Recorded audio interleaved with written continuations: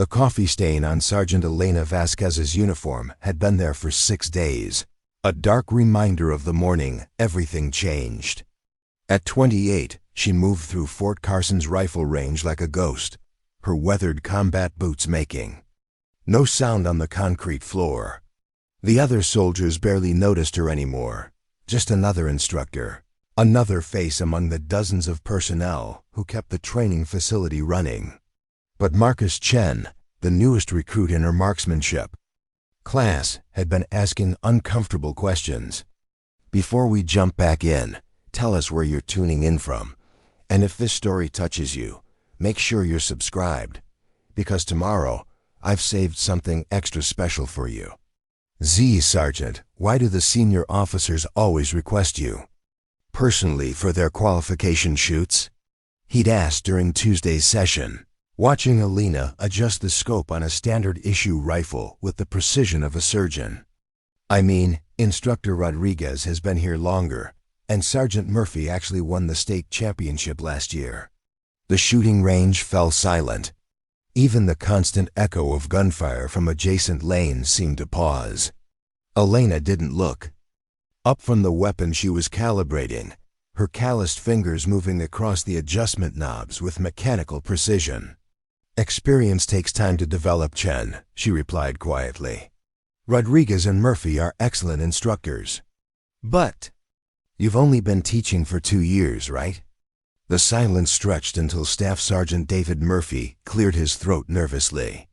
He'd watched enough new recruits step into landmines to recognize the warning signs. Vasquez knows rifles, he said carefully. Leave it at that.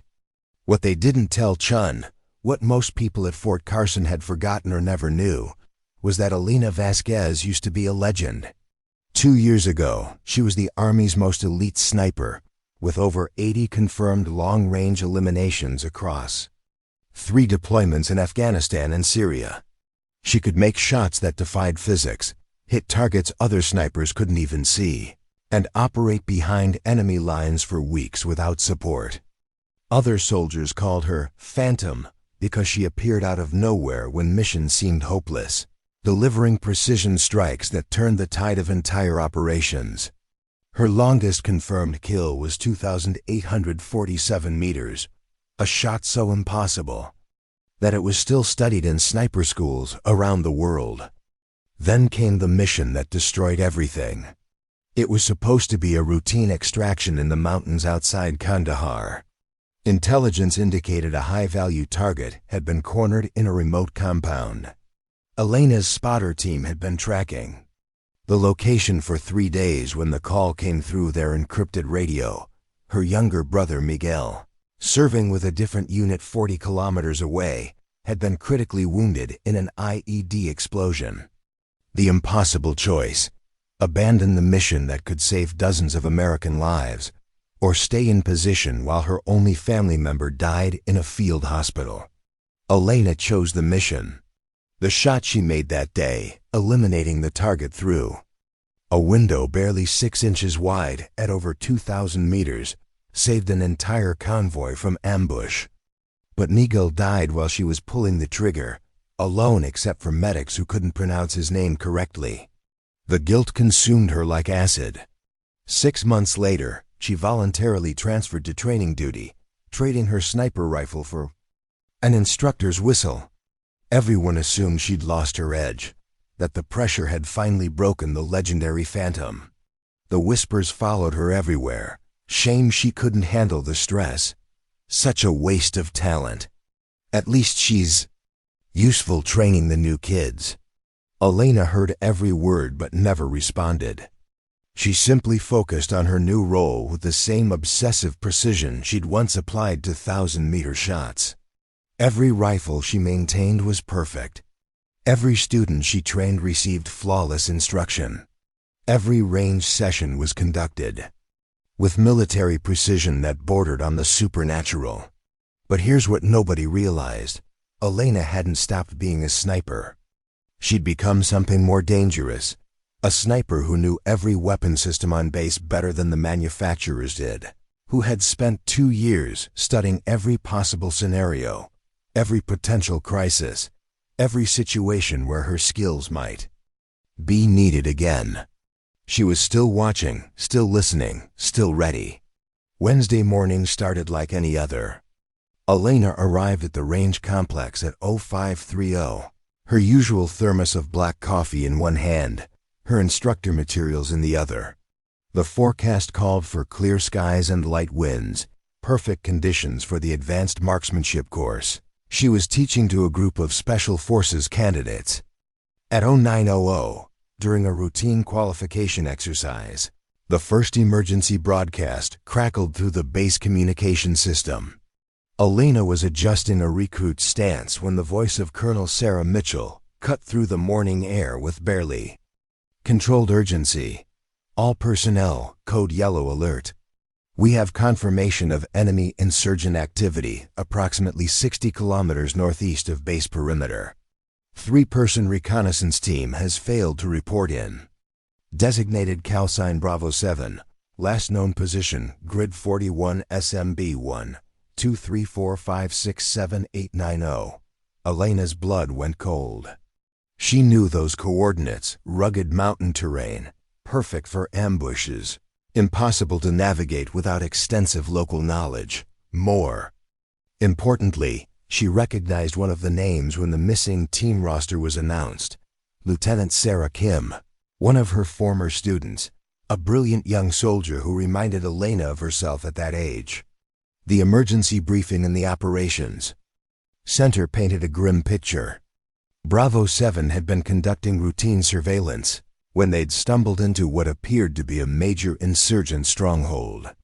Their last transmission had been cut short, followed by radio silence for over 12 hours. The reality is stark. Colonel Mitchell announced to the assembled officers, her voice heavy with the weight of command decisions. 3 of our people are behind enemy lines, potentially captured, definitely compromised. The area is crawling with hostiles, our UAV. Surveillance shows at least 40 armed insurgents in a network of caves and bunkers. Major Thompson, the operations officer, leaned forward. What about search and rescue? Impossible with conventional assets, the colonel replied grimly. The terrain is too rough for helicopter insertion, and the insurgent presence is too heavy for a standard extraction team. Any large-scale operation would turn into a firefight we can't win. Elena sat in the back of the briefing room, officially there only because training operations had been suspended. She watched the satellite imagery on the main screen, her mind automatically calculating angles, wind patterns, elevation changes. Her fingers unconsciously moved in the pattern she'd used thousands of times to adjust scope settings. "Sir," Captain Williams asked, "what are our options?" Preparing and narrating this story took us a lot of time.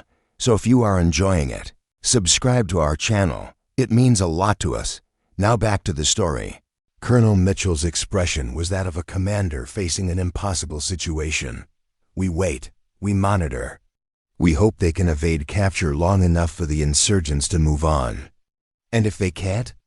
The silence that followed was answer. Enough.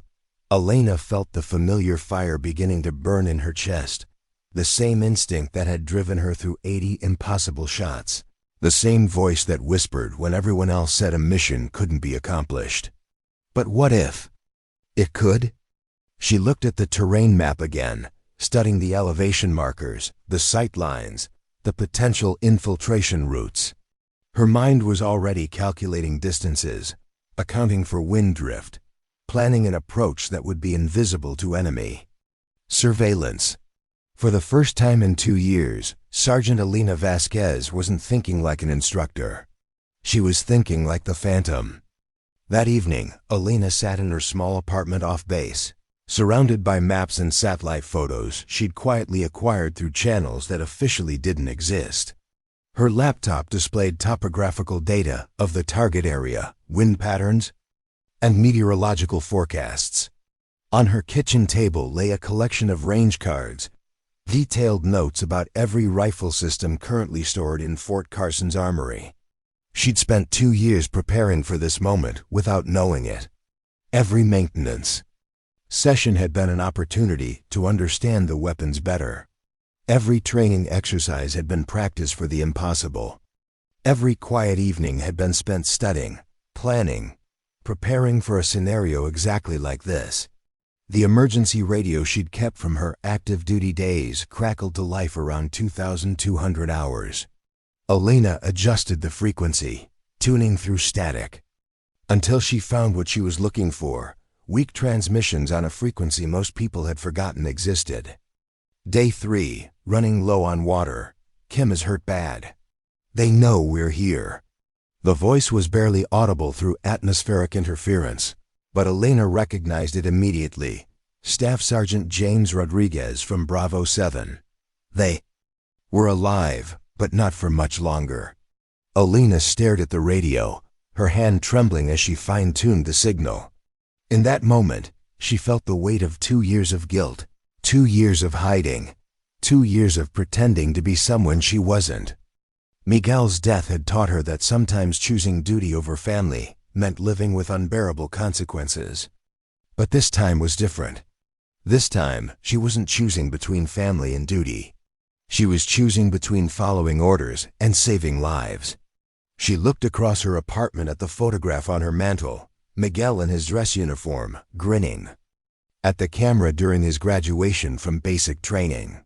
Next to it sat another photo, her sniper team after a successful mission in Syria, all of them young and confident and alive. Some of those faces were gone now. Some had moved on to other assignments. But the skills, the knowledge, the ability to do what others couldn't, that hadn't gone anywhere. It had just been waiting. Elena opened her laptop and began typing a detailed infiltration plan. Thursday morning, Elena arrived at the base before dawn, but instead of heading to the range complex, she made her way to the armory. Technical Sergeant Lisa Park, the weapons specialist on duty, looked surprised to see her. "Little early for range prep, isn't it, Vasquez?" "Special request from Colonel Mitchell," Elena replied smoothly. "She wants me to inspect the long-range systems. Make sure everything's ready in case the situation with Bravo 7 escalates." Park nodded and unlocked the secured storage area.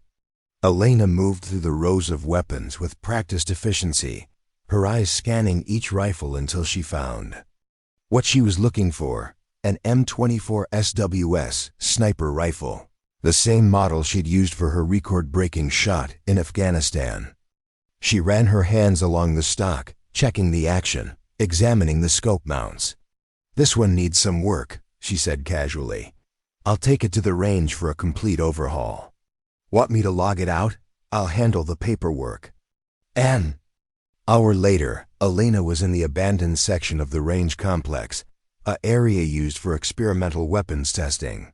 She'd brought tools, adjustment equipment, and most importantly, her personal range cards, detailed notes about this specific rifle's characteristics that she'd compiled during her active duty. The weapon was in good condition, but Elena knew that good wasn't sufficient for what she had in mind. She spent the morning fine-tuning every component, adjusting the trigger pull to exactly 3.5 pounds, re-zeroing the scope for the specific ammunition she planned to use, even polishing the bolt to reduce friction. By noon, she had transformed a standard military rifle into a precision instrument capable of accuracy that bordered on the supernatural. She loaded a single round and fired it at a target 800 meters away. The bullet struck exactly where she'd aimed, the center of a circle smaller than a dime. Elena smiled for the first time in 2 years. That afternoon, she appeared in Colonel Mitchell's office without an appointment, something she'd never done in her 2 years as an instructor. The colonel looked up from her paperwork with surprise. "Sergeant Vasquez, what can I do for you?" "Colonel, I need to discuss the Bravo 7 situation." Mitchell's expression hardened. "That's classified, Sergeant. You're not cleared for operational details." "I'm receiving their emergency transmissions," Elena said quietly. "They're alive, but they won't be for much longer. Rodriguez is transmitting on old special operations frequencies." The colonel leaned back in her chair, studying Elena with new interest. How do you know about special operations frequencies? For the first time since Miguel's death, Elena allowed a hint of her old identity to show through. Because I used to use them, ma'am, before I became an instructor. Vasquez, your file shows standard infantry deployment, followed by transfer to training duty due to... Mitchell paused, checking her computer screen. Family hardship and stress-related reassignment. My file has been edited, Colonel, for security reasons. The room went quiet except for the hum of air conditioning. Colonel Mitchell closed Elena's personnel file and opened her desk drawer, removing a different folder, one marked with security classifications Elena hadn't seen in 2 years. Staff Sergeant Elena Vasquez, the colonel read slowly. Army Sniper, 83 confirmed eliminations, recipient of 2 silver stars and a bronze star with V device. The Phantom. She looked up. Why didn't you tell me? Because it wasn't relevant to my job, ma'am. And because I wasn't that person anymore. Weren't you? Elena met her commanding officer's gaze directly. Colonel, I can get to Bravo 7. I can extract them. But I need authorization for a solo infiltration mission. Absolutely not. Mitchell's response was immediate. I won't authorize a suicide mission, regardless of your background. The area is crawling with hostiles. You'd be walking into a death trap. Ma'am, with respect, I've been studying that terrain for 2 days. I know every approach route, every sight line, every possible extraction point. This isn't suicide. It's what I was trained to do. Colonel Mitchell stood and walked to her window, looking out at the base where 3 soldiers' families were waiting for news about their missing loved ones. Even if I wanted to authorize this, which I don't, the risk assessment alone would take days. We don't have operational intelligence, satellite support, or backup assets. We have everything we need, Elena replied. I've been preparing for a mission like this my entire career. I know the weapons, I know the terrain, and I know how to move through enemy territory without being detected. And if something goes wrong, if you're captured or killed. Elena was quiet for a moment, thinking about Miguel, about the photo on her mantle, about the 3 soldiers currently hiding in caves 60 kilometers away while insurgents hunted them like animals. Then I died doing what I should have been doing all along, ma'am. Colonel Mitchell turned back to face her. Sergeant, I cannot and will not authorize an unauthorized military operation. The liability alone would end both our careers. Elena nodded slowly. Understood, Colonel. She walked toward the door, then paused with her hand on the handle.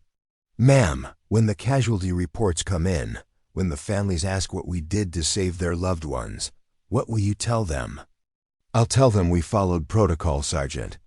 Elena left the office without another word.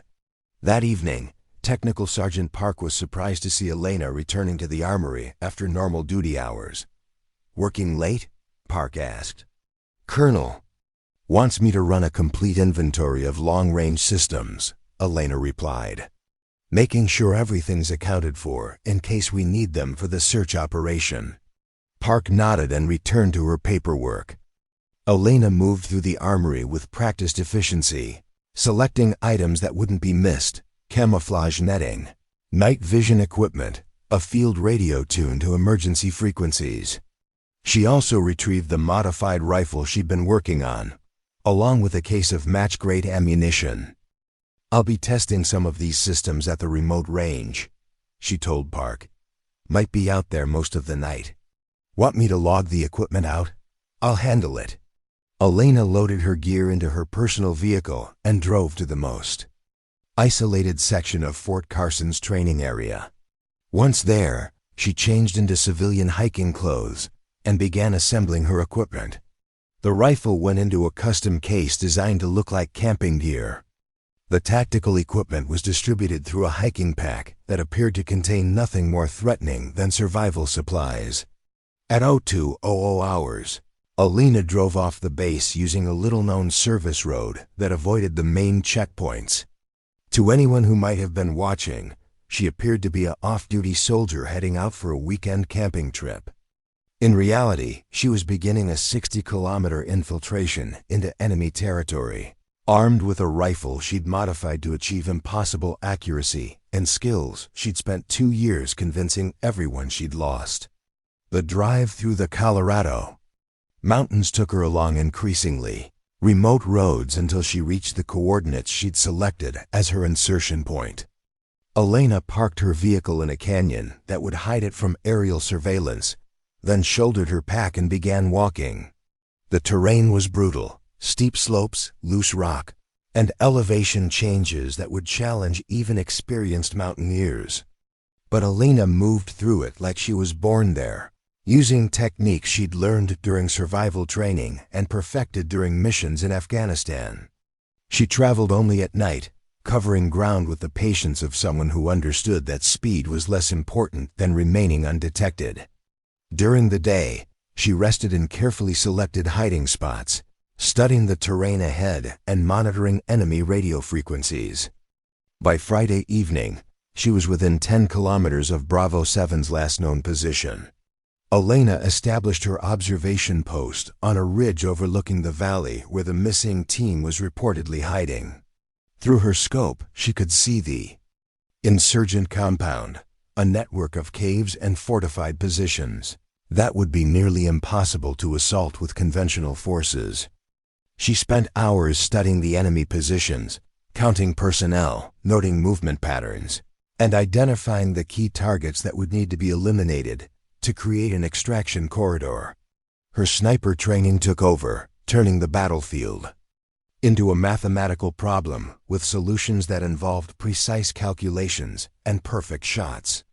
As darkness fell, Elena heard something that made her blood freeze. Voices carrying across the valley, speaking in accented English. American soldiers. 3 of them, hiding in the caves. When we find them. Example. For others, the insurgents were actively hunting Bravo 7. Time was running out. Elena adjusted her position and began preparing for the most important shots of her career. She chambered around, adjusted her scope for the distance and wind conditions, and began calculating the sequence of eliminations that would clear a path to her trapped comrades. In the darkness below, 40 armed insurgents continued their search, unaware that they were being watched by a ghost who had spent 2 years preparing for this exact moment. The Phantom had returned to the battlefield. Elena settled into her shooting position as the mountain wind carried the distant sound of voices searching through the darkness below. Through her scope, the enemy compound looked like a deadly maze of fortified positions and natural cave systems. Somewhere in that labyrinth, 3 American soldiers were fighting for their lives. She'd been observing for 6 hours, mapping every insurgent position, timing their patrol patterns, identifying the leadership structure that kept the search organized.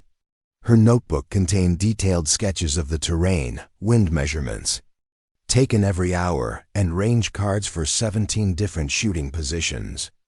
This wasn't the hasty, desperate operation that Colonel Mitchell had imagined. This was 2 years of preparation finally being put to use. Elena's radio crackled softly as she tuned through the emergency frequencies. After 20 minutes of static, she found what she was looking for. Water's gone. Kim can barely move. They're getting closer. Rodriguez's voice was weaker than before, strained with exhaustion and fear. Elena keyed her mic with a transmission so brief it would seem like atmospheric interference to anyone monitoring the frequency. Bravo 7, Phantom. You have a guardian angel. Stay hidden. Help is coming. The radio went silent for almost a minute before Rodriguez's voice came back, thick with disbelief and hope. Phantom? That's impossible. You're dead? No such luck. Listen carefully. At dawn, things are going to get very exciting down there. When the shooting starts, move northeast toward Grid 41, SMB 1, 3579, 24,680. There's a shallow cave system, about 800 meters up the slope. Hide there and wait for my signal. How many people are you bringing?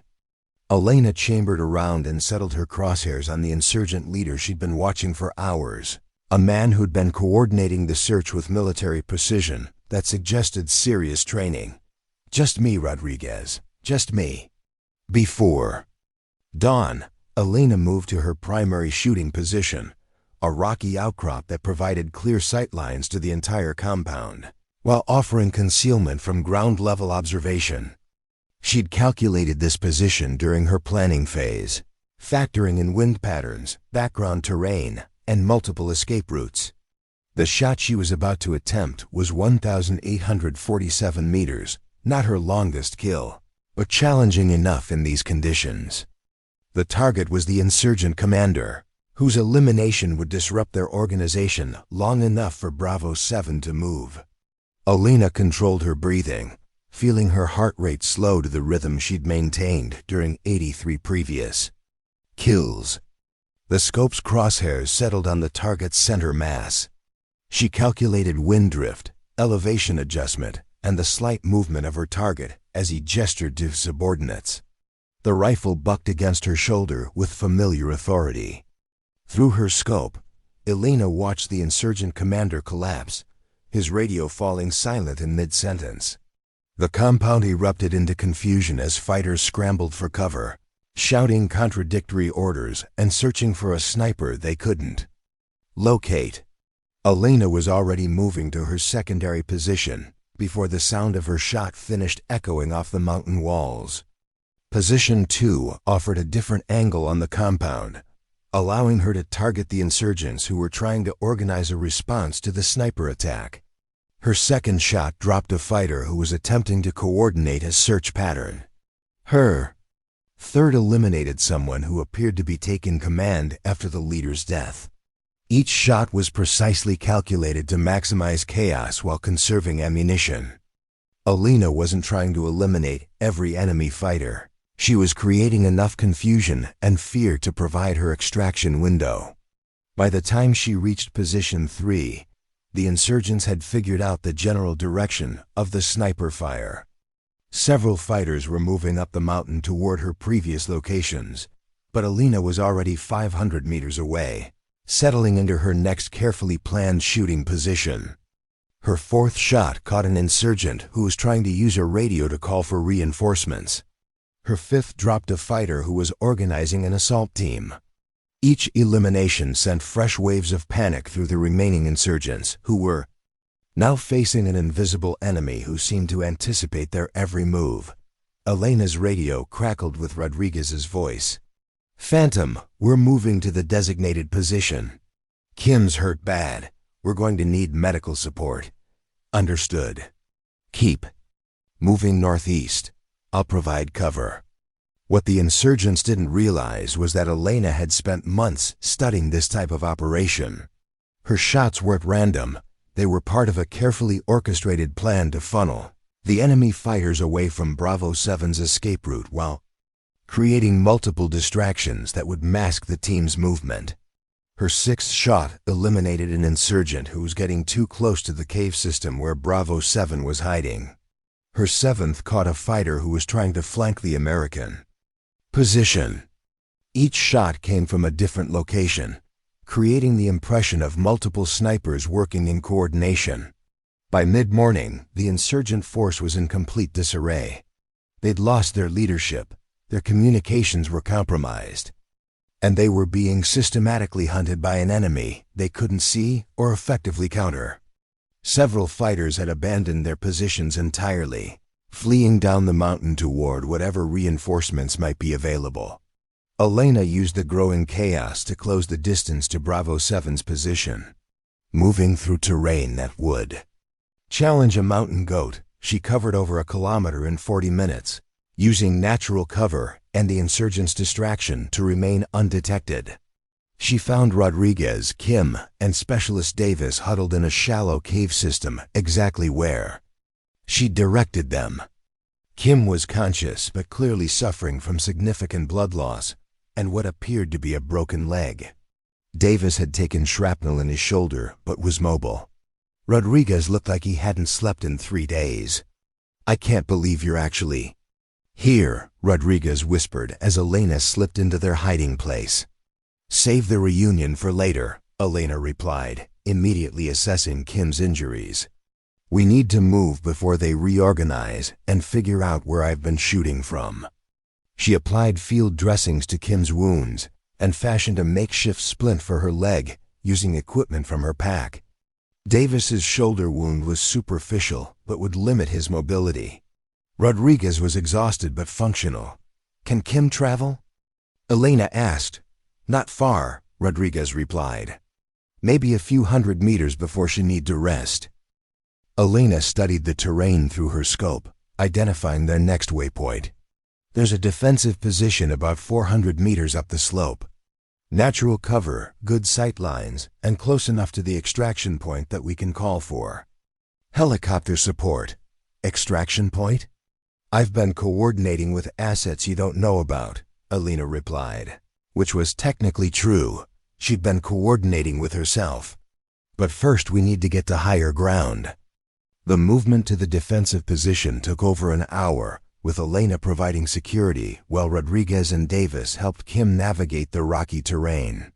Twice, Elena had to eliminate insurgents who came too close to their route, using shots that appeared to come from completely different directions. By afternoon, they'd reached a fortified position that Elena had identified during her reconnaissance. It was defensible, offered multiple escape routes, and most importantly, was within RADIO range of Fort Carson. Elena established communications using her emergency radio, bypassing the normal chain of command and reaching directly to Colonel Mitchell's office. Fort Carson operations, this is Phantom with Bravo 7. We are alive, we have wounded, and we need immediate extraction support. Colonel Mitchell's voice came through the static with barely controlled emotion. Vasquez, how in God's name did you get to them? Ma'am, we can discuss my methods later. Right now I need a medical evacuation helicopter at Grid 41S, MB1 357924680.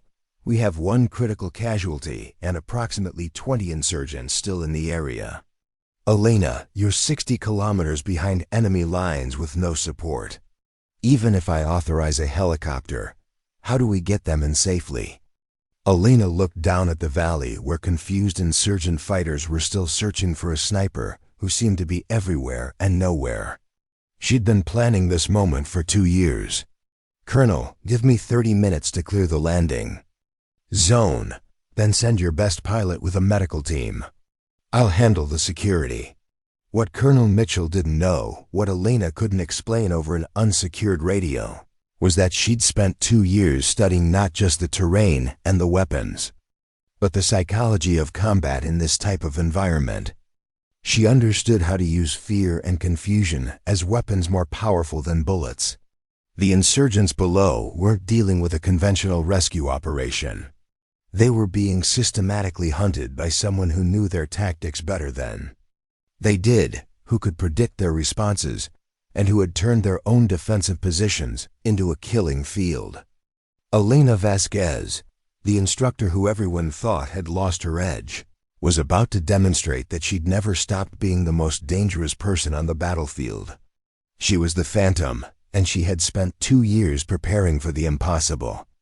The emergency dispatch came through at 3:47 a.m., crackling over radio frequencies that cut through the howling wind like a desperate prayer. Hurricane Delilah had made an unexpected turn during the night, strengthening to a Category 4 monster that was now bearing down on Terrebonne Parish with winds exceeding 150 miles per hour. But nature's fury wasn't the only crisis unfolding in the pre-dawn darkness. Deputy Sheriff Amanda Price pressed her radio closer to her ear, trying to catch every word through the static and interference that the storm created with electronic communications. She was hunkered down in the emergency command center that had been hastily established in the parish courthouse, one of the few buildings rated to withstand hurricane-force winds. Around her, emergency responders coordinated rescue operations. For residents who had ignored evacuation orders and now found themselves trapped in rapidly deteriorating conditions. Unit 7 to command. We have a code red situation at the Boudreaux compound, came the strained voice of Sergeant Mike Castile, a 20-year veteran who rarely sounded rattled by anything. Armed subjects have taken hostages during the storm. They're using the hurricane as cover for some kind of operation. We can't get close enough to assess the full situation. Amanda felt her stomach clench as she processed this information. The Boudreaux compound was a sprawling estate owned by Claude Boudreaux, a prominent businessman whose legitimate operations in oil and shipping provided cover for activities that law enforcement had been investigating for years. The compound, set on 40 acres of high ground surrounded by swampland, accessible only by a single causeway that could be easily defended or destroyed to prevent approach. Command to Unit 7, what's your current position and status? Amanda responded, coordinating the response from her position at the communication desk. We're approximately half a mile from the compound perimeter, Sergeant Castile reported. The subjects have established defensive positions and are armed with high-powered rifles. They've got clear sight lines across the approach route. We counted at least 12 hostages through binoculars before they moved everyone inside the main house. The situation was rapidly becoming a nightmare scenario that combined the worst elements of natural disaster response with tactical law enforcement challenges. Hurricane Delilah's winds made helicopter operations impossible, and the storm surge had already flooded the normal access routes that would allow tactical teams to approach the compound undercover. Sheriff Tom Babineau, a heavy-set man in his late 50s who had spent 3 decades in Louisiana law enforcement, studied satellite imagery of the Boudreaux compound on a computer screen that flickered with each power surge from the emergency generators. The compound's main house was a modern fortress disguised as a luxury mansion, with reinforced construction and strategic positioning that made it nearly impregnable under normal circumstances. During the hurricane, with limited visibility and no air support, it might as well have been on another planet. How many subjects are we looking at? Sheriff Babineau asked into his radio. Best estimate is 8 to 10 armed individuals, Sergeant Castile responded. They appear to be well organized and equipped with military-grade weapons. This isn't some opportunistic crime taking advantage of the storm. These people planned this operation specifically around the hurricane timing. Amanda studied the tactical display that showed the compound's layout and defensive advantages. The main house sat on a slight elevation that provided commanding views of the surrounding area. A single access road crossed open ground for nearly 1,000 yards before reaching the house, creating a kill zone that no tactical team could cross under fire.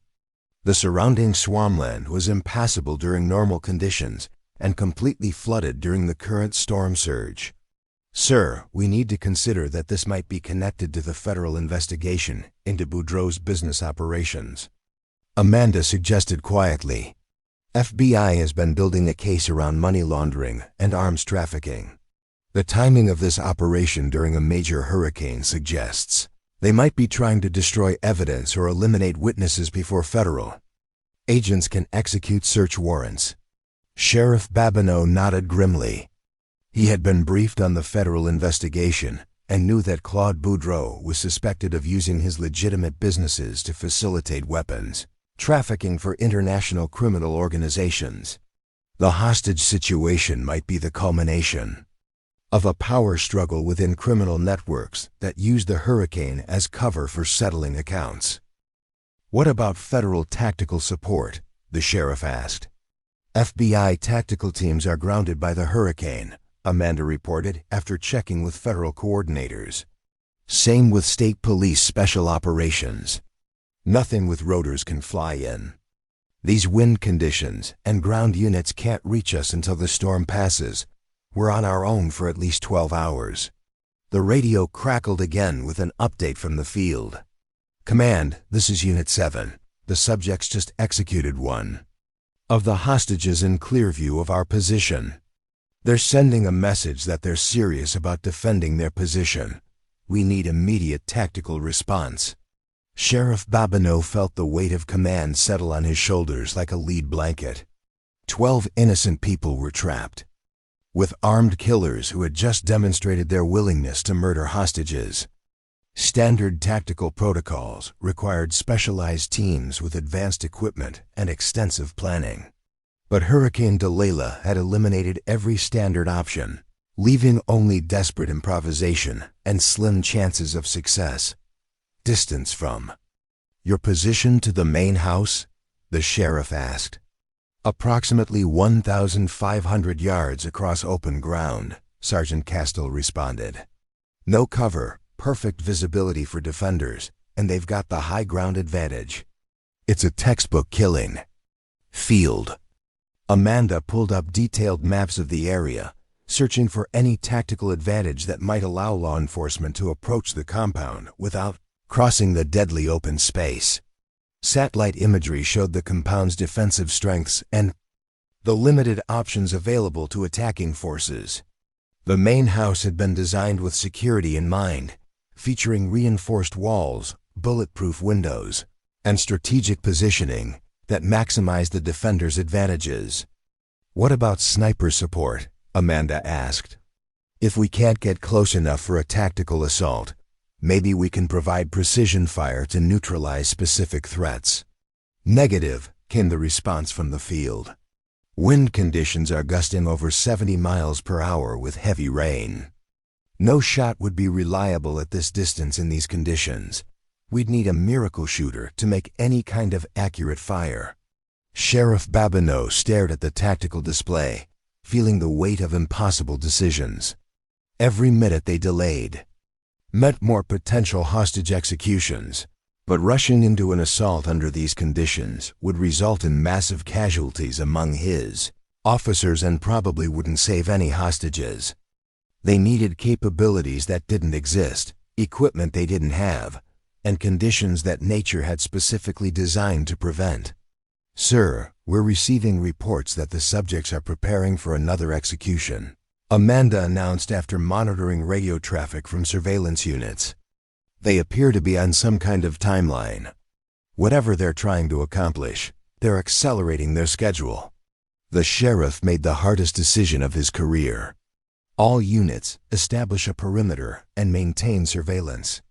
Do not approach within effective rifle range. We'll coordinate a tactical response as soon as weather conditions permit helicopter support." But as he gave these orders, Sheriff Babineau knew that waiting for conditions to improve meant writing death sentences for the remaining hostages. The armed subjects had demonstrated their willingness to kill, and every hour of delay gave them more time to eliminate witnesses and complete whatever operation they had planned. Law enforcement was trapped by circumstances beyond their control, watching helplessly as a crisis unfolded that demanded capabilities no one possessed. At 4:23 a.m., the situation took another turn toward the impossible. Sergeant Castile's voice came over the radio with barely controlled urgency. "Command, the subjects have just made contact via radio. They're demanding safe passage out of the area in exchange for hostage release. They've given us 30 minutes to provide helicopter evacuation, or they start executing hostages every 15 minutes.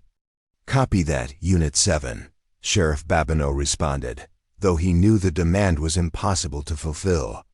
"Continue surveillance and report any changes in subject behavior or positions."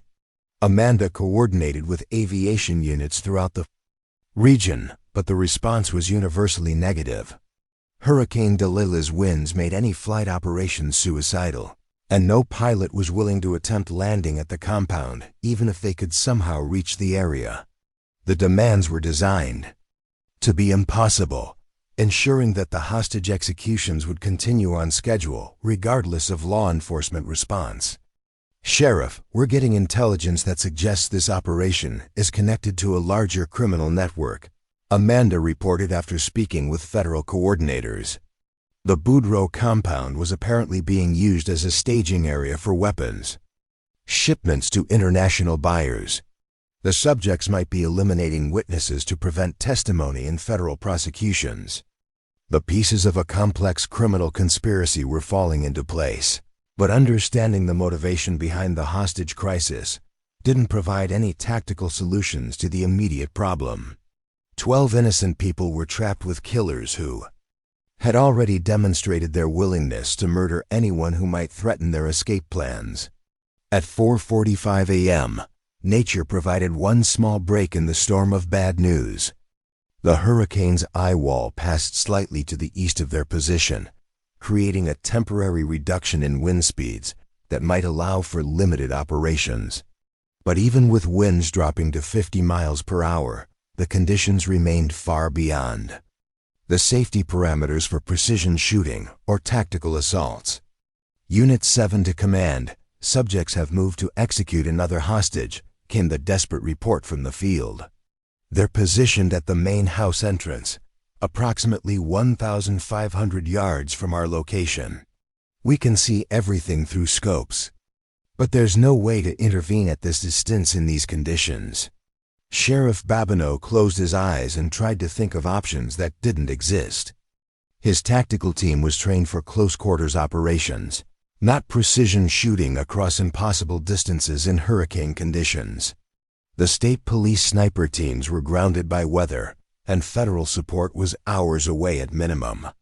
They needed capabilities that were beyond human possibility, skills that existed only in military legends and Hollywood fantasies. "Sir, we have someone here who wants to speak with you," Amanda announced unexpectedly. "Says she might have information relevant to the tactical situation." Sheriff Babineau looked up to see Amanda approaching with a woman he didn't recognize. She was Asian, probably in her early 40s, wearing a simple rain jacket and jeans. That suggested she had been caught by the emergency like everyone else. Her dark hair was pulled back in a practical ponytail, and she moved with the quiet composure of someone accustomed to crisis situations. "Sheriff Babineau, I'm Sarah Chen," she said with a slight Louisiana accent that didn't quite ring true to his practiced ear. "I work at Riverbend Shooting Range. I heard your officers discussing the tactical situation, and I might be able to help." The sheriff studied her with the practiced assessment of someone who had spent decades evaluating whether civilians could contribute meaningfully to law enforcement operations. Sarah Chen looked like exactly what she claimed to be, a shooting range employee who happened to be in the emergency center during the hurricane. Nothing about her appearance or demeanor suggested any relevant expertise for a hostage crisis that required capabilities beyond normal human limits. "Ma'am, I appreciate your willingness to help, but this is a specialized tactical situation," Sheriff Babineau explained politely. "We're dealing with armed subjects at extreme range and conditions that would challenge the most experienced marksmen." "I understand the difficulties, Sheriff," Sarah responded calmly. "But I've been listening to your tactical discussions, and I might have access to equipment and capabilities that could be relevant to your situation." Amanda looked skeptical. "Ma'am, this isn't a civilian shooting competition. We're talking about precision shots at 1,500 yards in hurricane conditions against targets that will shoot back. This requires military-grade equipment and training that civilians don't typically possess."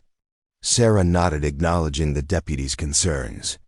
"The Riverbend facility has equipment that might be suitable for extreme-range precision work. Custom rifles with advanced optics, specialized ammunition designed for long-distance accuracy, and shooting platforms engineered for stability under adverse conditions." Sheriff Babineau felt a flicker of interest despite his skepticism. "You're talking about taking equipment from a civilian shooting range and attempting precision shots that professional snipers won't attempt in these conditions?" "I'm talking about using the best available equipment under impossible circumstances because the alternative is watching innocent people die," Sarah replied with quiet intensity. "The range has rifles and optics worth more than most police departments' annual budgets. Equipment designed for precision work at extreme distances. The sheriff exchanged glances with Amanda, both of them thinking the same thing. They were facing a situation that demanded impossible capabilities, and impossible situations sometimes required desperate measures. Even if Sarah Chen's suggestion was a long shot beyond reason, it might be the only shot they had. Assuming we could access this equipment, who would attempt the shots? Amanda asked. Our officers are trained for tactical operations, not precision marksmanship at these distances. The range has members with extensive shooting experience, Sarah replied. Former military personnel, competitive shooters, people with the training and experience necessary for challenging shots. But even as she made this suggestion, Sarah knew that the shooting range members were evacuated or unreachable due to the hurricane.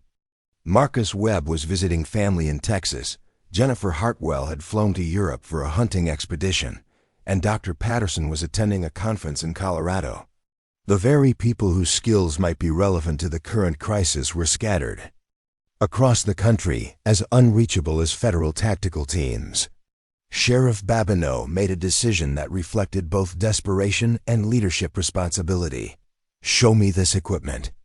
If there's any possibility that civilian resources could help save those hostages, we need to evaluate every option. Sarah led the sheriff and Amanda through the emergency center to a side office, where she could brief them on the technical capabilities available at Riverbend Shooting Range. She described custom rifles chambered in specialized calibers designed for extreme range accuracy, advanced optics that could compensate for atmospheric conditions, and ammunition engineered to maintain stability across distances that challenge the laws of physics. The facility has a custom rifle built by Barrett, specifically for extreme range precision work, Sarah explained with technical knowledge that surprised both law enforcement officers. It's chambered in 50 BMG with match-grade ammunition and topped with optics that cost more than most cars.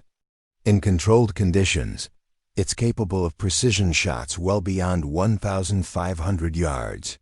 But these aren't controlled conditions, Amanda pointed out.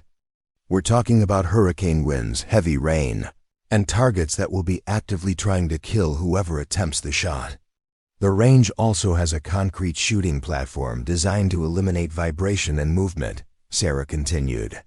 It's positioned to provide clear sight lines across the distance to the Boudreaux compound. The platform was engineered for precision work under adverse conditions. Sheriff Babineau studied satellite imagery that showed the shooting range's position relative to the compound. The geography was favorable, with the range's long-distance shooting platforms providing potential firing positions that could reach the compound across the intervening swampland. But favorable geography didn't address the fundamental problem of finding someone capable of making impossible shots under impossible conditions. Equipment is only as good as the person using it, the sheriff observed. Even with the best rifle and optics available, these shots would challenge the most experienced military snipers. We need someone with extraordinary capabilities, not just access to expensive equipment. Sarah met his gaze steadily. Sheriff, I've worked at that range for 7 years. I've observed every member's capabilities, studied their techniques, and maintained their equipment. I understand what's possible with the right combination of skill, equipment, and determination. Understanding and executing are different things, Amanda said gently. Watching skilled shooters doesn't translate to having those skills yourself. We're talking about shots that would be difficult for Olympic-level marksmen under perfect conditions. But Sarah had already made her decision, the same way she had made the decision 7 years earlier to disappear into invisible servitude at a shooting range. Sometimes circumstances demanded that hidden capabilities be revealed, regardless of the personal cost or the disruption to carefully constructed anonymity. Deputy Price, I appreciate your concern about civilian capabilities, Sarah said with quiet authority that neither law enforcement officer had heard from her before. But right now, you have 12 hostages facing execution by armed criminals. Weather conditions that prevent any conventional tactical response, and a timeline that's measured in minutes rather than hours. Sheriff Babineau noticed the subtle change in Sarah's demeanor, the way her posture had shifted from civilian deference to something approaching command presence. Her voice carried undertones of authority that suggested familiarity with crisis, decision-making, and her analysis of the tactical situation demonstrated understanding that went beyond casual observation. "Ma'am, are you saying you have personal shooting experience that would be relevant to this situation?" the sheriff asked directly. Sarah considered her response carefully, weighing 7 years of careful invisibility against the lives of 12 innocent hostages. "Sheriff, I'm saying that I have access to equipment and capabilities that represent your only option for intervening in this crisis before more people die." The radio crackled with another update from the field. "Command, subjects have executed a second hostage. They're maintaining their timeline for additional executions. We need immediate response options." Sheriff Babineau felt the weight of command crushing down on him like hurricane winds. Every conventional option had been eliminated by circumstances beyond his control. Federal tactical teams were grounded, state police snipers were unreachable, and local resources were inadequate for the specialized demands of the situation. He was faced with choosing between watching helplessly as hostages were executed or authorizing a desperate gamble that defied all tactical common sense. "Miss Chen, I want to be absolutely clear about what you're proposing," the sheriff said, with grim formality. "You're suggesting that we access civilian shooting equipment and attempt precision shots at 1,500 yards in hurricane conditions against armed subjects who will return fire with military-grade weapons. I'm suggesting that we use the best available resources to save innocent lives when conventional options have been eliminated by circumstances," Sarah replied. "Sometimes extraordinary situations require extraordinary responses." Amanda studied Sarah with growing curiosity about the quiet confidence that had replaced her earlier civilian deference. "Ma'am, this conversation suggests you have shooting experience beyond what you initially indicated. If you're proposing to attempt these shots yourself, we need to understand your actual qualifications." Sarah met Amanda's gaze without flinching. "Deputy, my qualifications are that I have access to equipment capable of making the necessary shots and the willingness to attempt them when no one else can. Under current circumstances, those might be the only qualifications that matter." Sheriff Babineau made his decision with the grim awareness that he was authorizing an operation that violated every tactical protocol he had learned during 30 years in law enforcement. "Ms. Chen, if you're willing to attempt this operation, we'll provide whatever support we can. But I want you to understand that we're talking about shots that professional snipers wouldn't attempt under these conditions. I understand the difficulties." "Sheriff," Sarah replied with calm determination, "but I also understand that 12 innocent people will die if someone doesn't try." The drive to Riverbend shooting range took 20 minutes through conditions that tested the limits of vehicle safety. Hurricane Delilah's outer bands were still producing winds that rocked the police cruiser and rain that reduced visibility to almost zero. Sarah sat in the passenger seat, studying satellite imagery of the compound and calculating the technical requirements for shots that defied reasonable possibility.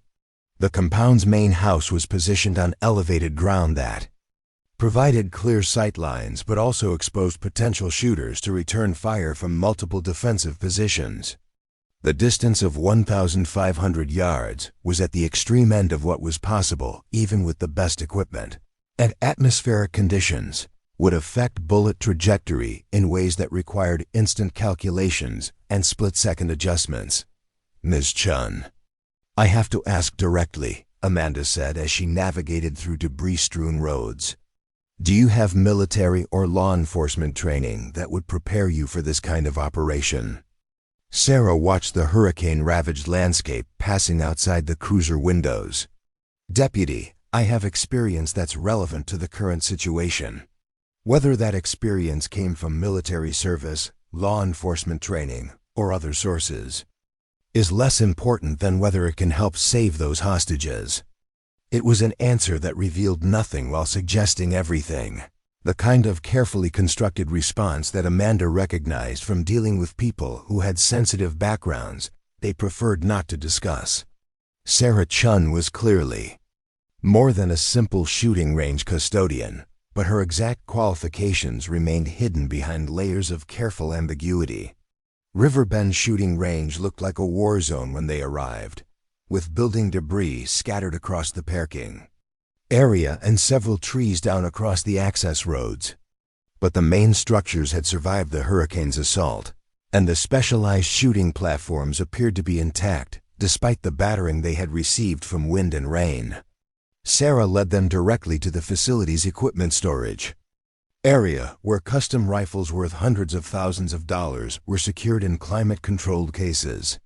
She selected a Barrett M107, a one-chambered in 50 BMG, a rifle designed for extreme-range precision work that weighed nearly 30 pounds and required specialized mounting systems to manage its enormous recoil.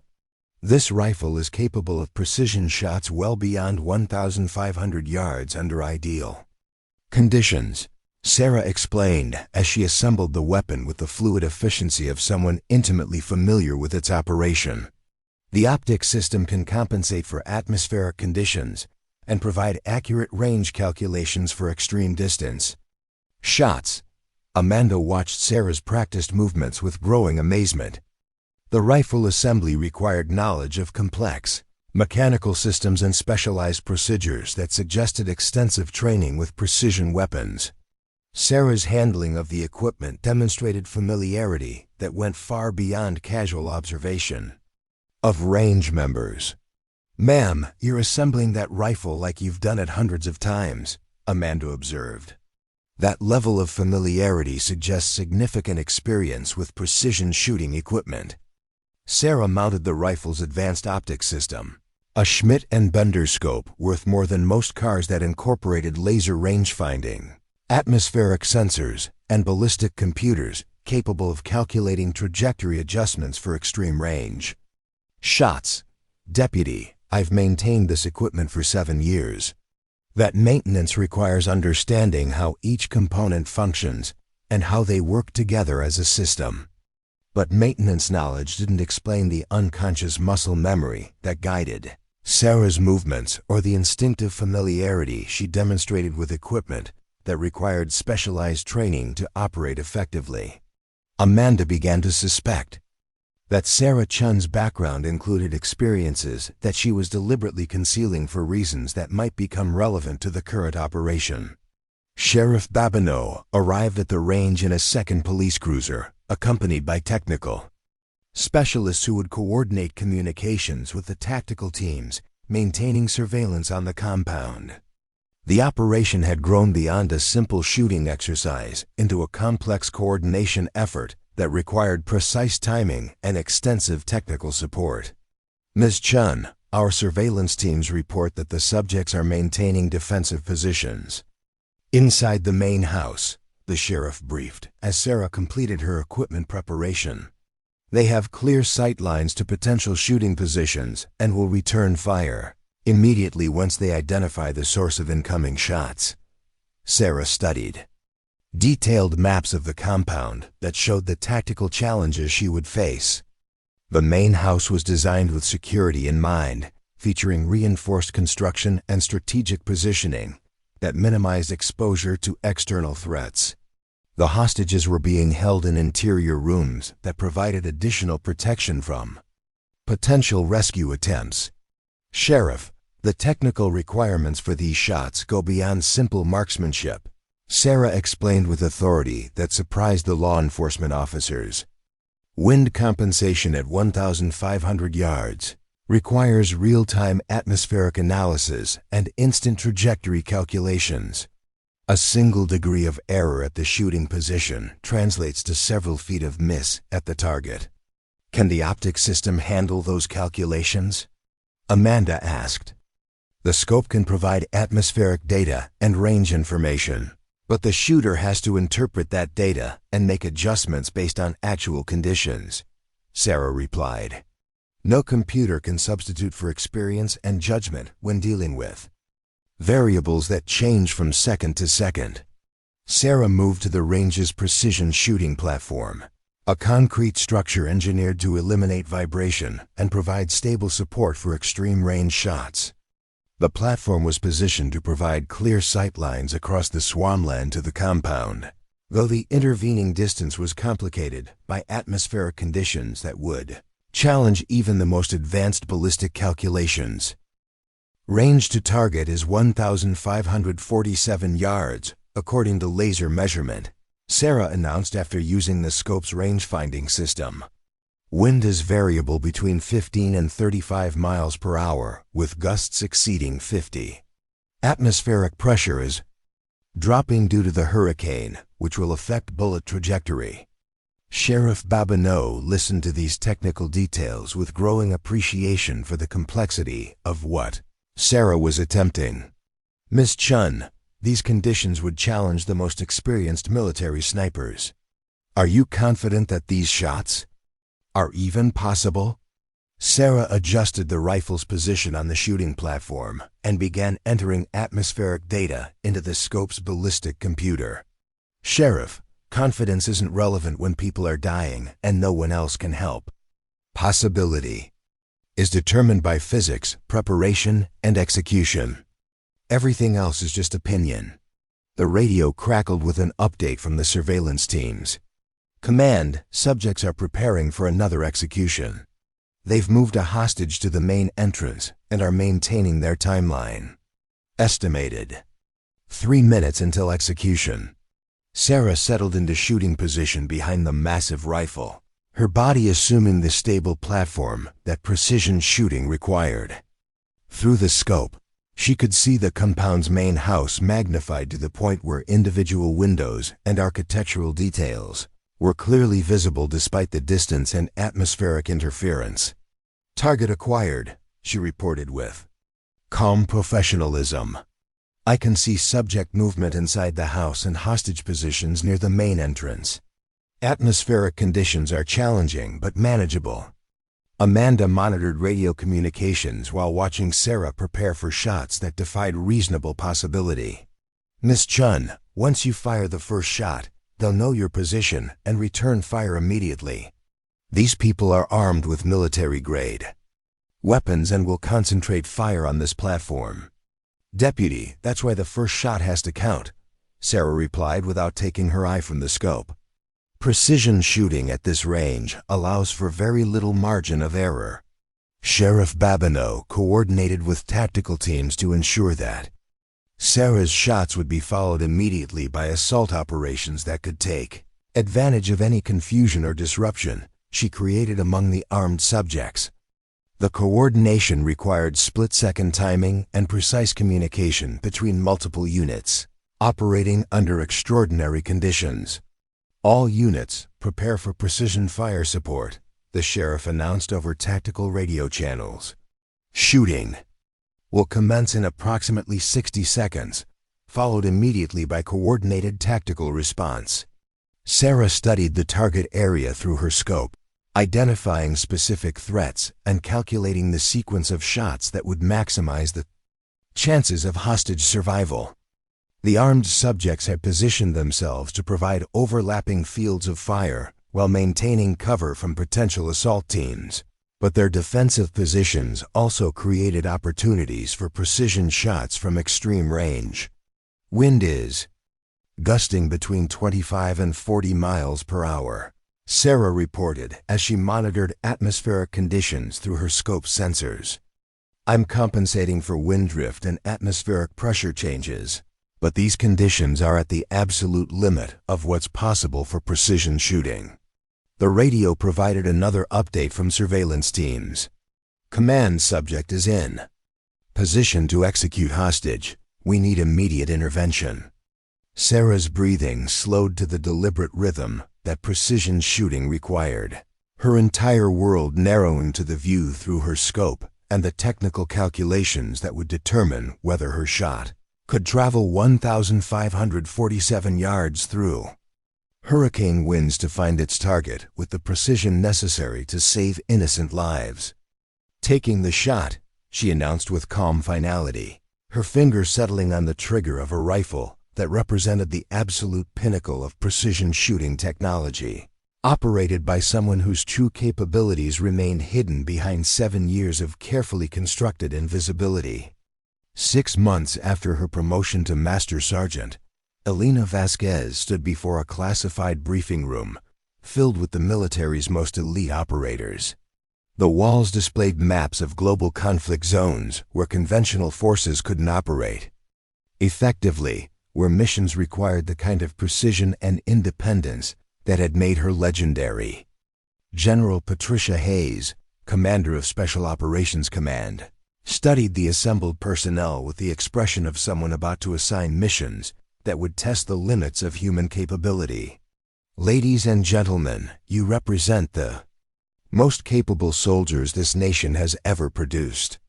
The operations you'll be conducting exist in the spaces between official military actions, where success depends entirely on individual skill and judgment.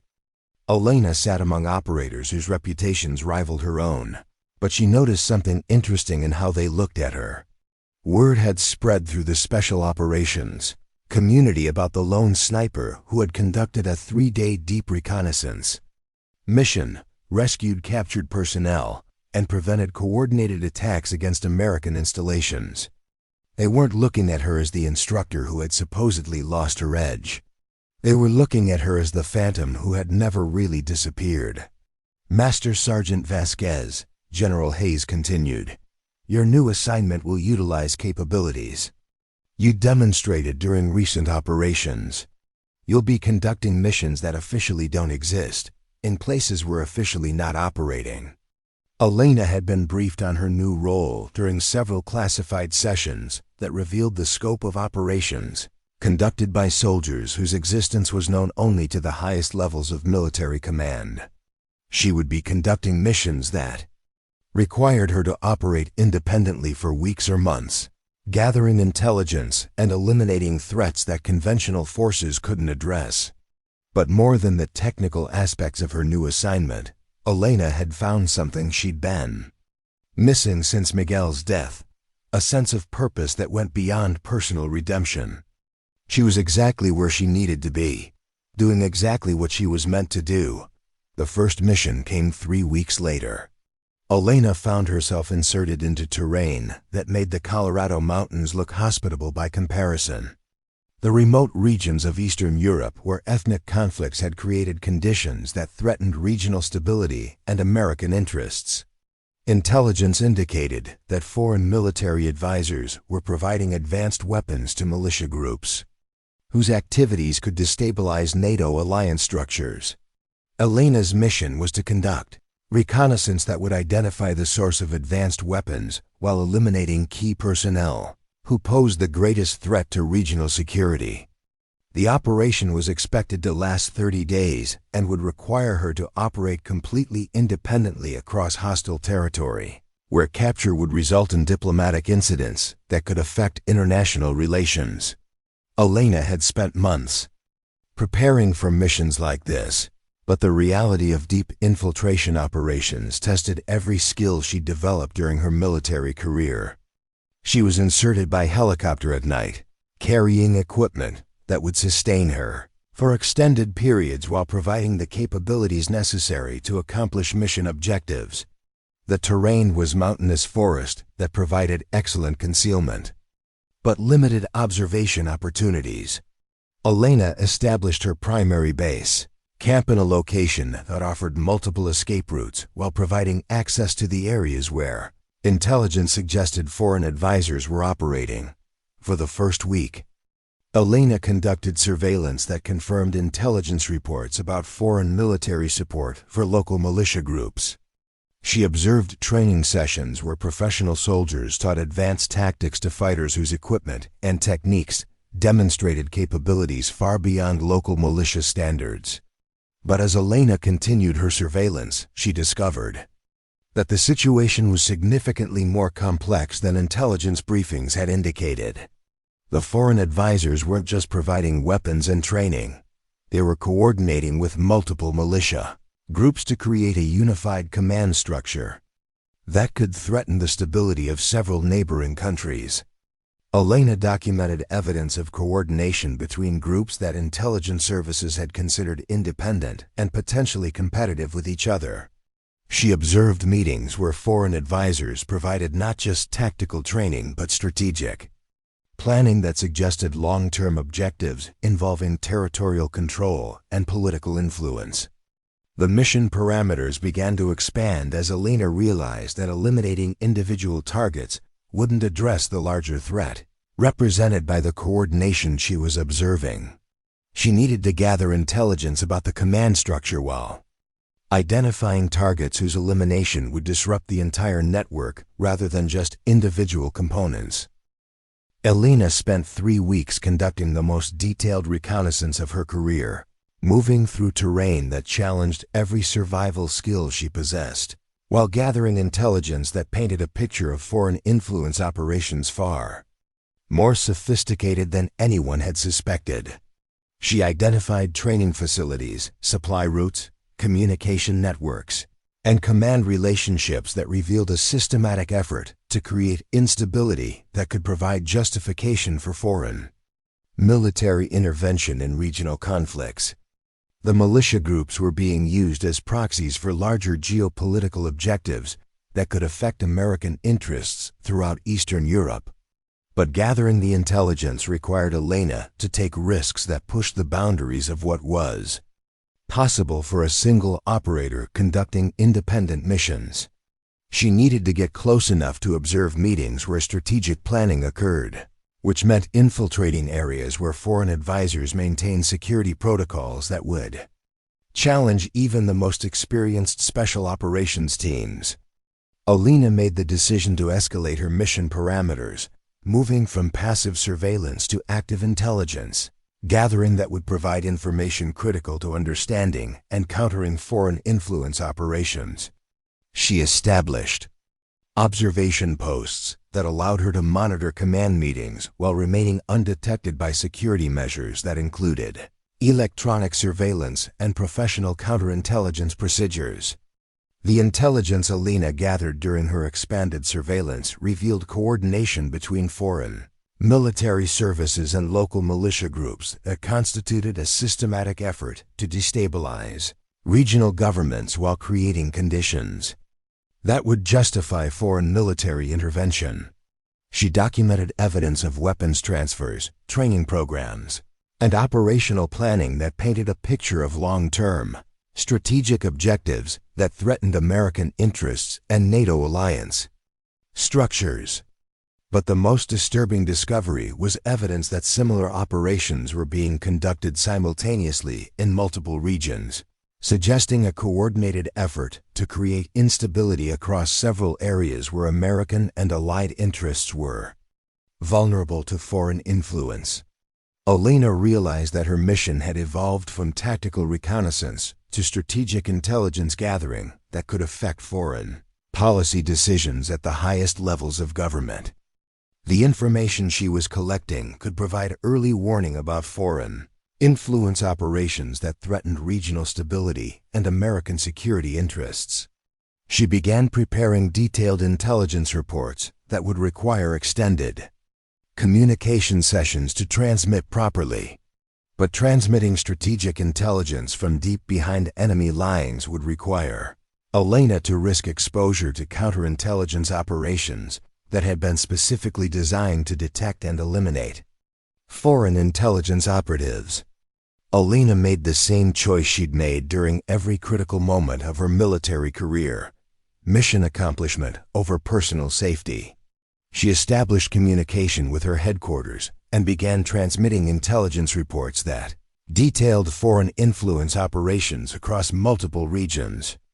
The transmission sessions required nearly an hour of radio communication that provided more than enough signal for sophisticated counterintelligence equipment to locate her position. Elena finished her transmissions and immediately began executing Emergency extraction procedures. Knowing that foreign counterintelligence teams would be converging on her location within hours, she had gathered intelligence that could prevent regional conflicts while exposing foreign influence operations that threatened American interests. But extracting successfully would require her to evade professional teams, specifically trained to capture or eliminate foreign operatives.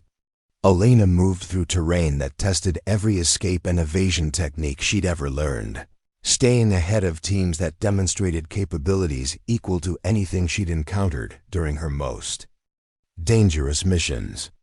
She was being hunted by professionals who understood her capabilities and who had resources that included electronic surveillance, aerial reconnaissance, and local support networks. The extraction required Elena to cover over 40 kilometers of hostile territory, while avoiding teams that were systematically searching areas where they detected her radio transmissions. She used every technique learned during the most demanding survival training available, moving through conditions that would challenge even the most experienced special operations personnel. Elena reached her extraction point exactly on schedule, establishing communication with the aircraft that would carry her back to safety, just as counterintelligence teams converged on her general area. The extraction was conducted under conditions that tested the limits of aircraft performance and crew skill, but Elena's preparation and tactical expertise had provided just enough margin for successful completion. As Elena's aircraft disappeared into international airspace, she reflected on what she'd accomplished during 30 days of independent operations behind enemy lines. She'd gathered intelligence that would prevent regional conflicts while exposing foreign influence operations that could have destabilized multiple countries. But more importantly, Elena had proven to herself that the skills and dedication that had made her legendary during her active duty career hadn't diminished during her time as an instructor. If anything, the preparation and reflection had made her more effective than she'd ever been. Elena Vasquez had found her true calling conducting missions that officially didn't exist, protecting American interests in ways that would never be publicly acknowledged. She was exactly where she belonged, doing exactly what she was meant to do. When Elena returned to Fort Carson, she was debriefed by intelligence officials whose questions revealed the significance of what she'd discovered during her month-long mission. The information she'd gathered had provided early warning about foreign influence operations that could have destabilized regional governments, while creating conditions for military conflicts that would have affected American security interests. General Hayes personally conducted Elena's final debrief, asking questions that demonstrated the strategic importance of the intelligence Elena had collected. "Master Sergeant, the information you've provided has already resulted in diplomatic initiatives that may prevent regional conflicts while exposing foreign operations that threatened allied governments. How do you assess the success of your mission?" Elena considered her response carefully, thinking about the weeks she'd spent moving through hostile territory while gathering intelligence that would protect American interests and regional stability. "General, the mission accomplished its objectives while providing intelligence that exceeded original parameters. The threat assessment was accurate but incomplete. The situation was more complex and more dangerous than anticipated. And your personal assessment of conducting independent operations under these conditions?" Elena thought about the months she'd spent preparing for missions like this, the years of guilt and reflection that had followed Miguel's death, and the certainty she now felt about her role in protecting others. "General, this is exactly what I was trained to do. This is exactly where I belong." General Hayes nodded with the expression of a commander who had just confirmed that she'd made the right decision about Elena's assignment to classified operations. "Master Sergeant Vasquez, your next mission will be even more challenging. Are you prepared for that level of responsibility?" Elena thought about Miguel, about the 3 soldiers whose lives she'd saved during her unauthorized rescue mission, about the thousands of people whose safety depended on soldiers willing to operate in the shadows, where conventional forces couldn't. Go, "General, I've been preparing for this my entire career." Elena Vasquez had spent years learning that true strength comes from being ready for the impossible every single day. She'd found her purpose conducting missions that would never be publicly acknowledged, protecting people who would never know her name. She was the Phantom, and she was exactly where she belonged. 2 years into her classified assignment, Master Sergeant Elena Vasquez received the mission that would define the rest of her career. The briefing took place in a windowless room beneath the Pentagon, attended by officials whose names weren't spoken aloud and whose authority extended into areas that existed only in classified documents. The situation was unprecedented in its complexity and danger. A rogue intelligence operative with access to the identities of every American deep cover agent operating globally had disappeared with information that could result in the deaths of hundreds of operatives and the collapse of intelligence networks that had taken decades to establish. Director Sarah Collins, whose actual title was classified above Elena's clearance level, laid out the mission parameters with the clinical precision of someone who had spent decades managing operations that balanced on the edge of international incidents. "Master Sergeant, the individual we're tracking has 30 years of experience in foreign intelligence operations. He knows our methods, our capabilities, and our limitations better than most of our own personnel. He's currently protected by a private military company that specializes in providing security for clients who can't rely on traditional government protection." Elena studied the satellite photographs and intelligence assessments that painted a picture of defenses that would challenge a full special operations team. The target was located in a compound that had been designed specifically to resist assault by conventional forces, situated in terrain that provided natural defensive advantages, while remaining accessible to the transportation networks necessary for eventual extraction. "What's the timeline?" Elena asked. 48 hours, Director Collins replied. "Intelligence indicates he's planning to auction the agent identities to foreign intelligence services. Once that information is distributed, our entire human intelligence network will be compromised." Elena reviewed the mission parameters that called for single operator infiltration, target elimination, and intelligence recovery under conditions that pushed the boundaries of what was considered possible, even for the most elite military personnel. The compound was defended by professionals whose equipment and training rivaled anything available to government forces. "Director, this mission requires capabilities that exceed what any individual operator can provide. The defensive preparations alone would require significant technical support to overcome." Director Collins leaned forward with the expression of someone who was about to reveal information that would change everything about Elena's understanding of her mission. "Master Sergeant, you won't be operating alone. This mission has been designated as requiring our most advanced technical capabilities combined with our most capable human operator." Elena was introduced to technology that officially didn't exist, equipment that had been developed for operations that required capabilities beyond anything available through conventional military channels. The gear included surveillance systems that could provide real-time intelligence about enemy positions, communication equipment that allowed coordination with technical specialists, and weapon systems that offered precision capabilities that bordered on science fiction. But more than the advanced equipment, Elena was assigned a technical support team that would provide intelligence and coordination from a facility that could monitor her mission in real time while providing assistance that effectively multiplied her individual capabilities. Elena spent 3 weeks training with equipment and procedures that represented the most advanced operational capabilities ever developed for individual operators. She learned to use surveillance systems that could identify targets through solid obstacles, communication gear that provided secure coordination with remote specialists, and weapons that offered accuracy and effectiveness that exceeded anything in her previous experience.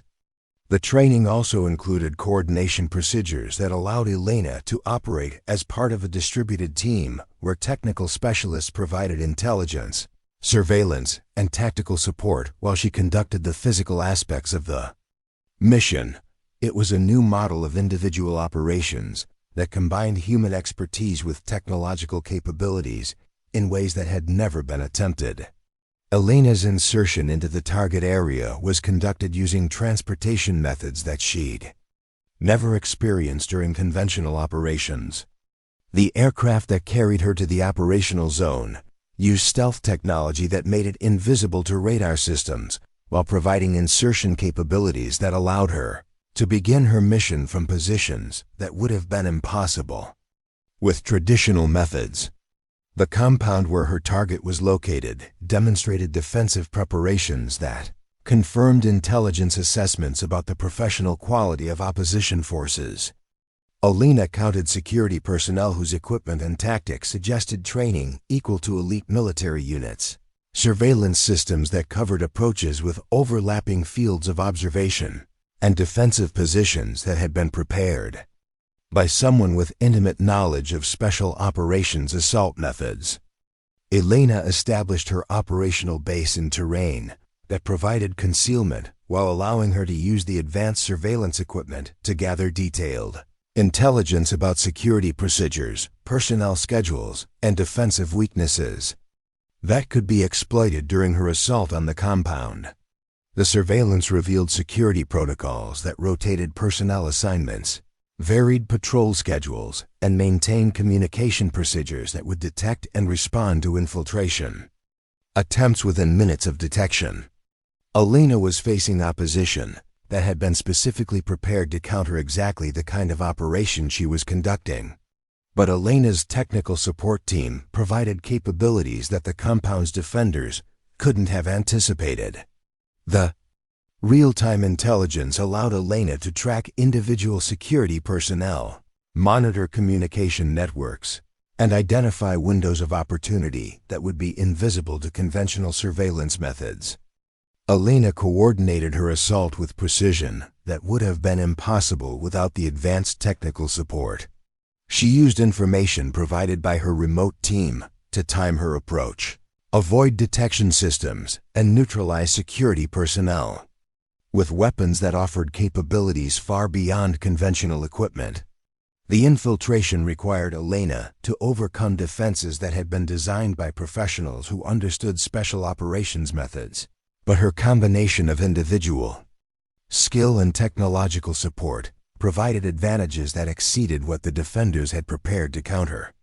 Elena reached the compound's central building where intelligence indicated her target was located, but discovered that the rogue operative had prepared contingencies that demonstrated his understanding of American operational capabilities. The building contained defensive measures that would challenge even the most advanced equipment, including systems that could detect and counter the surveillance technology Elena was using. Elena found herself facing the most complex tactical problem of her career.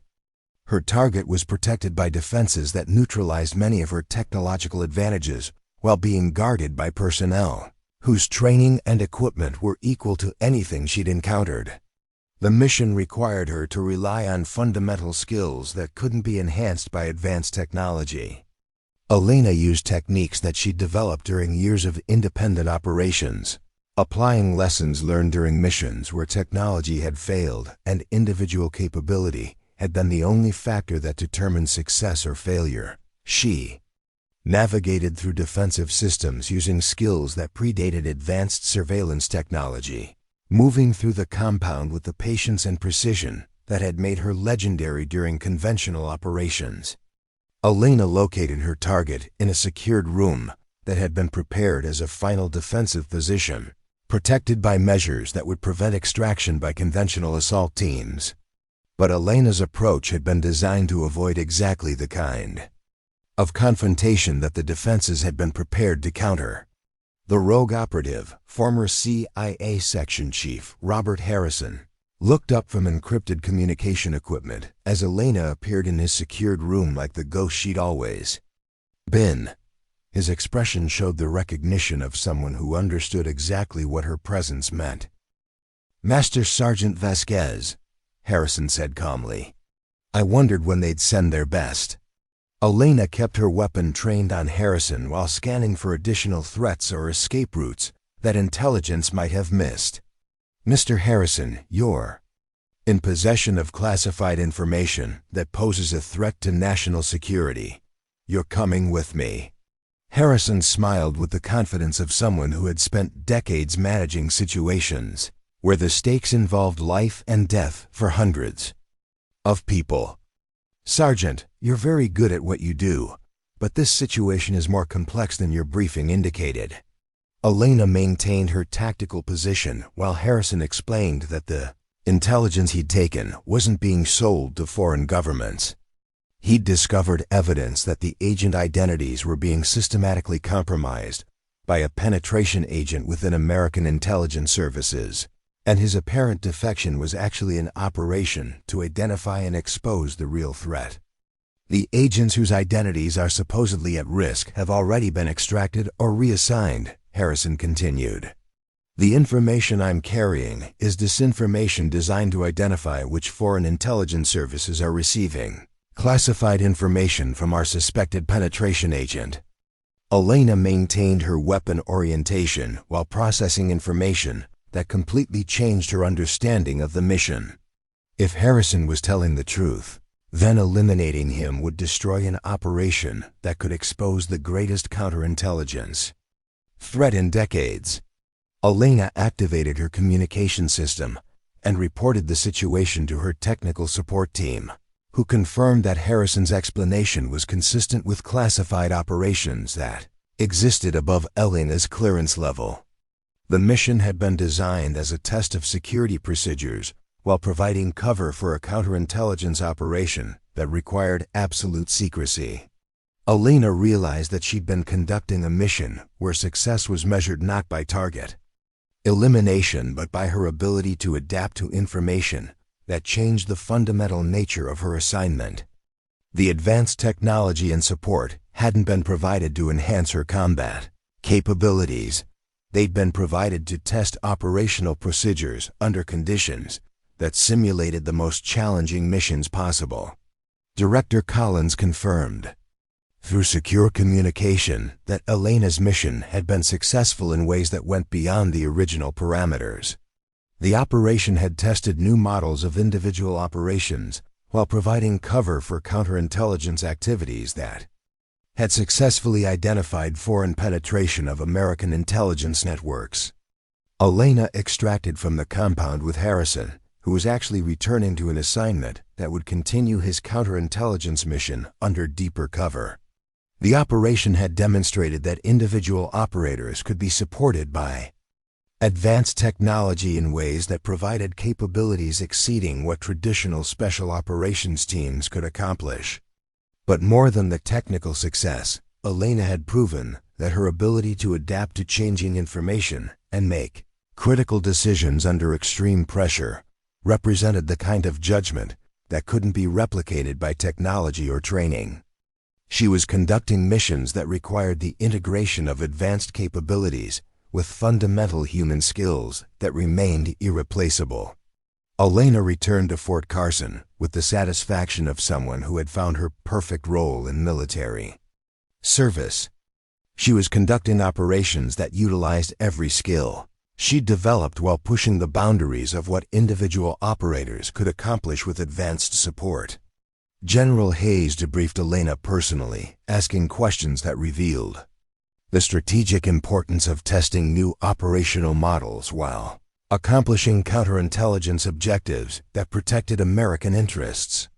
"Master Sergeant, your ability to adapt to changing mission parameters while maintaining operational security demonstrates exactly the kind of judgment we need for the most sensitive operations.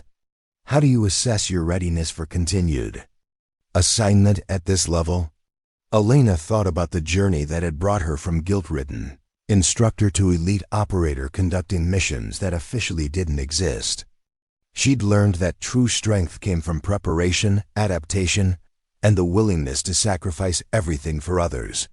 "General, this is exactly what I was meant to do. I'm ready for whatever comes next." Elena Vasquez had found her purpose, conducting operations that balanced on the edge of possibility, where individual skill combined with advanced capabilities to accomplish missions that protected American interests in ways that would never be publicly acknowledged. She was the Phantom, operating in the shadows where the most important battles were fought by soldiers whose names would never be known, but whose dedication protected the freedoms that others took for granted. Elena had learned that some people are exactly where they're supposed to be, even when it takes impossible circumstances to prove it. She'd found her way back to who she'd always been, but with wisdom and capabilities that made her more effective than she'd ever imagined possible. The storm clouds were clearing, and Master Sergeant Elena Vasquez was exactly where she belonged, ready for whatever impossible mission would come next. Up next, you've got 2 more standout stories right on your screen. If this one hit the mark, you won't want to pass these up. Just click and check them out.